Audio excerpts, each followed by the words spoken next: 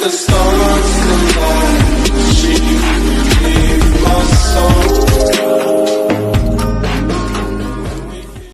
Assalamualaikum warahmatullahi wabarakatuh. Kami dari kelompok 4 mata kuliah pajak dengan anggota saya sendiri Januarista Lestiana dan rekan saya Muhammad Fani Al-Azhar. Di sini kami akan menjelaskan tentang subbab memahami PBB. Yang pertama yaitu alur PBB yang semula pajak pusat menjadi pajak daerah. Awalnya PBB 2 ialah pajak yang dilakukan Pemkot dan penerimaannya dibagikan di daerah dengan porsi tertentu. Tanggal 1 Januari 2010 hingga 31 Desember 2013 ialah masa transisi pengalihan PBB P2 menjadi pajak daerah. Pada tanggal 30 November 2010 ditetapkan Peraturan Nomor 213 PMK 07/2010 Nomor 58 Tahun 2010 tentang tahapan persiapan pengalihan PBB P2 menjadi pajak daerah. Namun terjadi permasalahan mengakibatkan Peraturan Nomor 213 PMK 07/2010 Nomor 53 Tahun 2010 diganti dengan Peraturan Nomor 15 PMK 07/2014 Nomor 10 Tahun 2014. Tanggal 1 Januari 2014, PBB P2 dilakukan oleh Pemda dan seluruh proses pengelolaannya sesuai dengan Undang-Undang Nomor 28 Tahun 2009. Alasan pengalihan PBB P2 menjadi pajak daerah karena yang pertama yaitu PBB P2 bersifat lokal dan objek pajak tidak berpindah. Yang kedua, meningkatkan pendapatan asli daerah dan APBD. Yang ketiga, meningkatkan pelayanan masyarakat. Dan yang terakhir, PBB P2 termasuk dalam jenis local tax. Yang selanjutnya yaitu subjek PBB. Subjek pajak adalah orang pribadi atau badan yang secara nyata mempunyai suatu hak atas bumi, memperoleh manfaat atas bumi, memiliki bangunan, menguasai bangunan, dan atau memperoleh manfaat atas bangunan. Selanjutnya yaitu objek PBB. Objek PBB adalah bumi dan atau bangunan.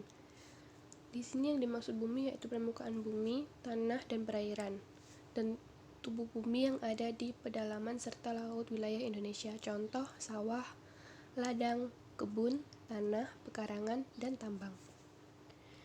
Dan bangunan yang dimaksud yaitu konstruksi teknik yang ditanam atau dilekatkan secara tepat pada tanah dan atau perairan. Contoh, rumah tempat tinggal, bangunan tempat usaha, gedung bertingkat, pusat perbelanjaan, emplacement, pagar mewah, dermaga, taman mewah, fasilitas lain yang memberikan manfaat, jalan tol, kolam, dan anjungan minyak lepas pantai.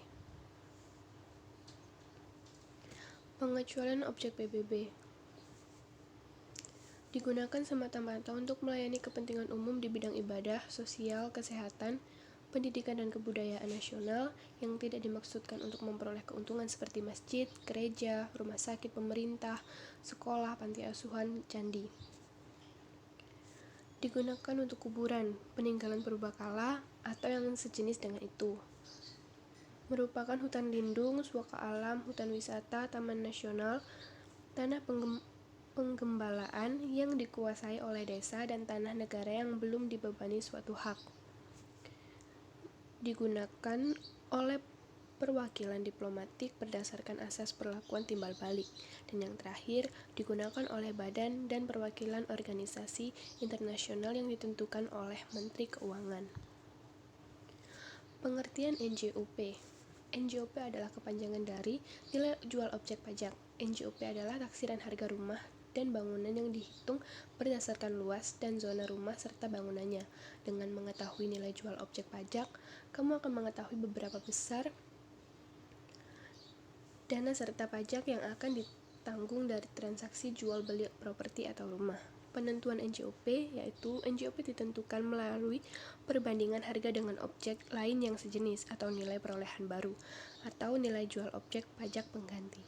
Dan yang selanjutnya akan dijelaskan oleh rekan saya Fani.